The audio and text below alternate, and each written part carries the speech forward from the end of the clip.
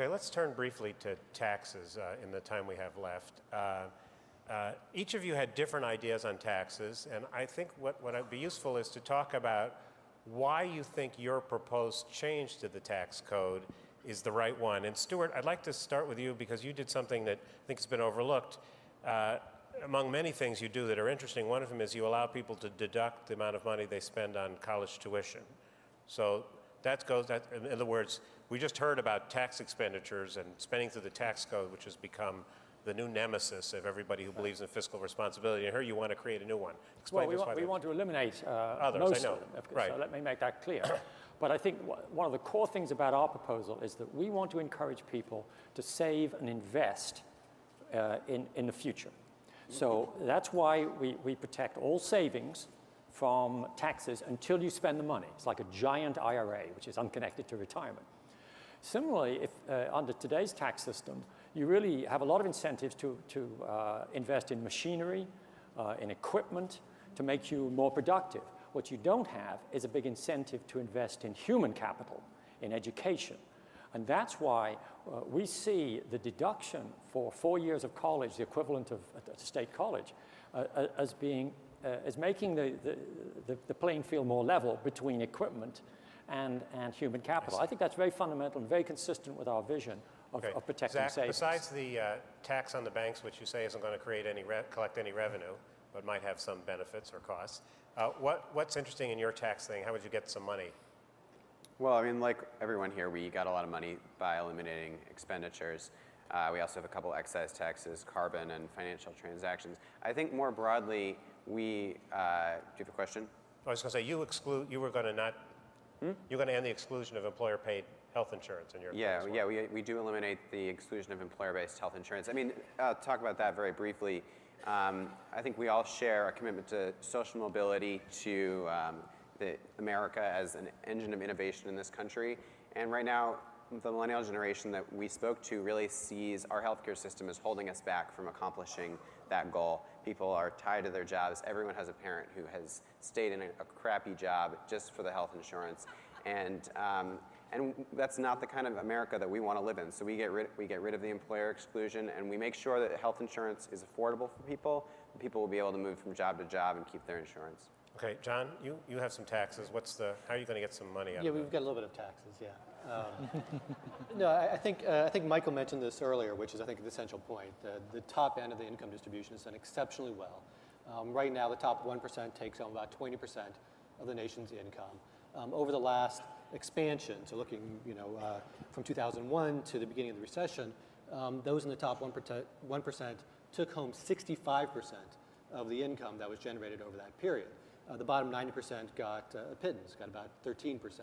So our tax plan, not surprisingly, makes tax code more progressive. We raise revenue at the top. We look at a carbon, either a cap and trade regime or a carbon tax as well to help address global warming. And we have some other limitations to itemized deductions. We would limit the value of itemized deductions to 15% to make sure the playing field is much more level across the income scale. So I think overall we recognize that the income distribution has been changing in this country significantly over the last 20, 30 years. We try to realign the tax code to recognize that fact. Michael? I think, there's lots of features of our plan. We do make filing much simpler for most people. By getting rid of a lot of loopholes, we're able to get rid of the alternative minimum tax. There's a lot of detail. I think I'll share a number or a statistic that kind of struck me as we were trying to figure out the impact. We did do a distributional analysis on the income tax part of our plan.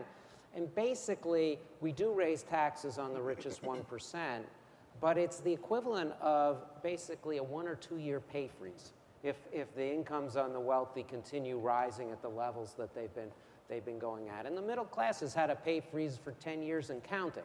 So, when you think of it from that perspective, it just felt like, this is just a reasonable, modest proposal, notwithstanding that, Stuart and Alan's smoke will come out their ears when they see it. But it just didn't seem like...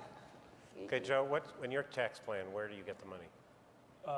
Elimination of tax preferences, and that raises a lot of money. The objective of what we did, we stayed within the income tax, which we know Expenditure taxes, such as Alan and Stuart are talking about, would be new, and we can't be sure they would work.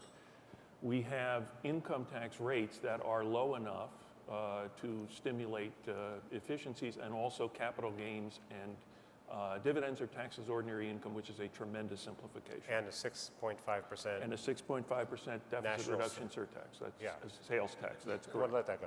And finally, Alan? Well, as mentioned earlier, our key step is to replace the income tax system with progressive consumption taxation. I mean, Joe's right that it is a new system, but it actually blends features that are already found in value-added taxes and features that are found in income taxes, I think in a way that combines the strength of both.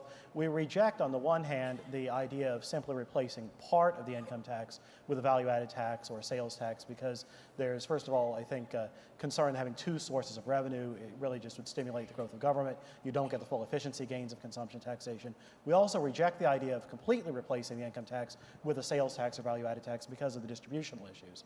And so we really square the circle in a sense by saying, let's replace the entire income tax system with a consumption tax, but let's have it be progressive. Let's have it be the Bradford X tax. Okay, with that, we're out of time. I want to thank you all for the seriousness of purpose and the candor with which you did this, which I think is what both Paul Ryan and President Clinton called for.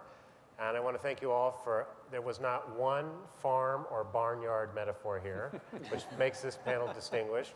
And maybe that's because the only thing that all 6 of them propose, I think, is to cut farm subsidies. So thank you. Please stay in your seat. We're going to get a benediction from Pete Peterson, and thank you for your attention.